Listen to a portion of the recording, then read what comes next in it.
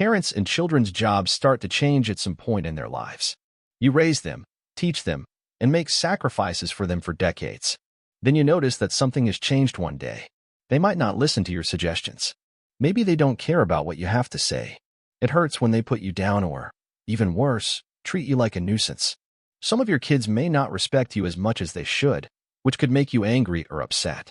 You could tell them all the good things you've done for them and how you put them first for years. But here's the truth. Being mad won't help. It often makes things worse. You can win back their respect in a much more effective way that doesn't involve fighting, arguing, or being angry. Today, I'm going to tell you 6 things you can do if your kids insult you. You can completely change how they see you by making these simple but powerful changes in how you react. Some of these may surprise you, but if you read all the way to the end, you'll learn how to get back to being a recognized and important person in their lives. It's time to begin. Step 1. Stop trying to get their favor. Parents often make the mistake of trying too hard to please their kids, especially as they get older. You may have noticed that you're doing it. You go out of your way to make things easy for them. When you mean to say no, you say yes. You put their needs before your own because you think that if you do just enough, they'll like you more. But here's the painful truth. They value you less the more you try to please them. Do you get what I mean? You don't earn respect by giving up something you want. You earn it by respecting yourself. Kids will learn that your feelings are less important than theirs if you always give in, try to keep the peace, and bend over backwards. That makes it easy for them to take you for granted once they believe it. I knew a woman named Margaret who was young and strong with her own mind. She let her kids make all the choices when she got older, though. She changed her plans to fit their needs, didn't say what she thought, and didn't even care that they talked down to her. She told me once, "I just want to keep the family together." What had happened? Her kids no longer cared about her. They thought she would always put up with things, agree with them, and keep quiet. She thought she was following the rules, but she was really losing her temper. This is the first thing you should do if your kids don't respect you. Stop acting like you need it. Put limits in place. When you need to, say no.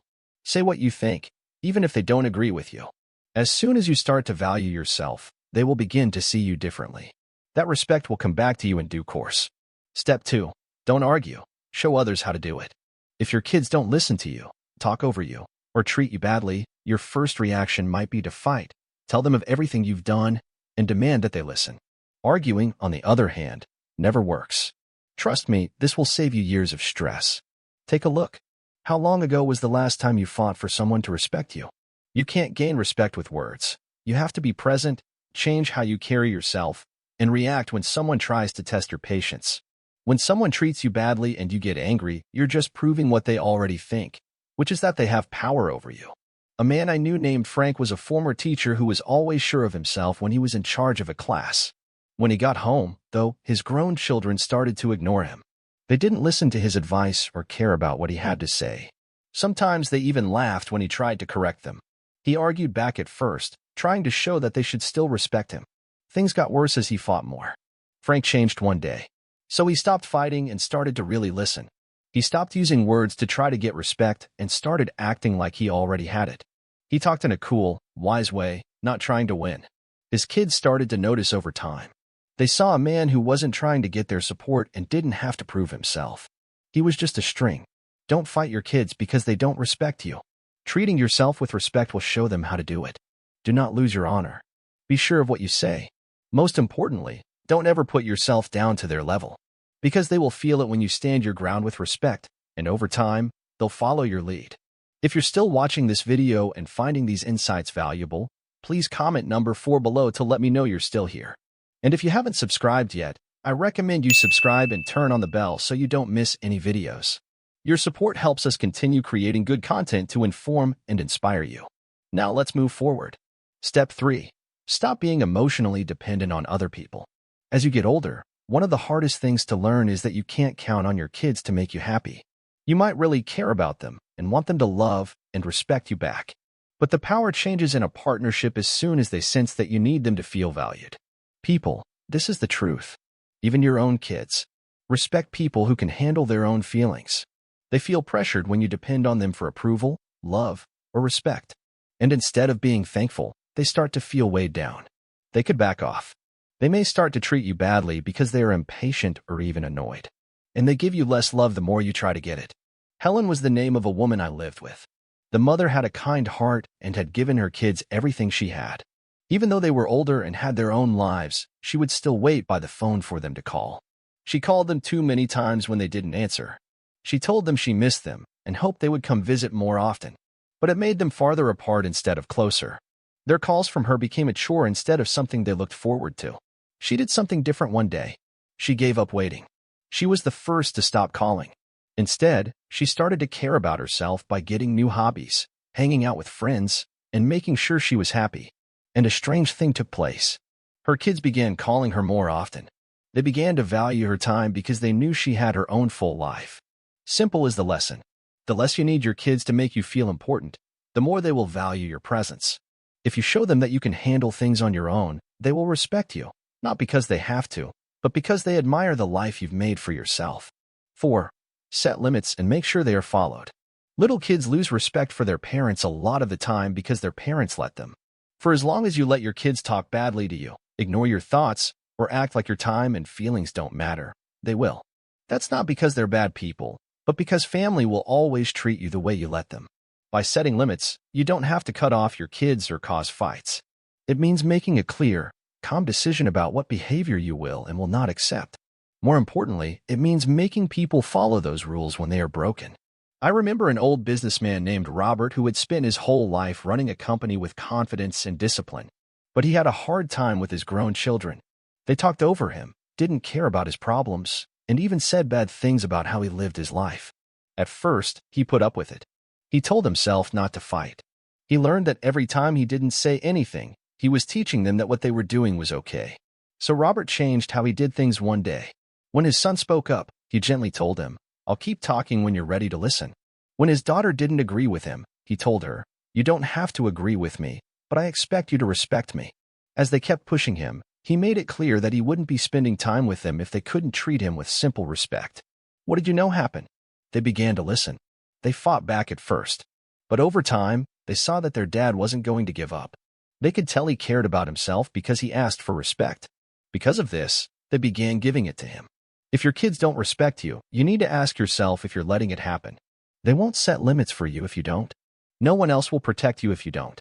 If you're still watching this video and finding these insights valuable, please comment number 6 below to let me know you're still here.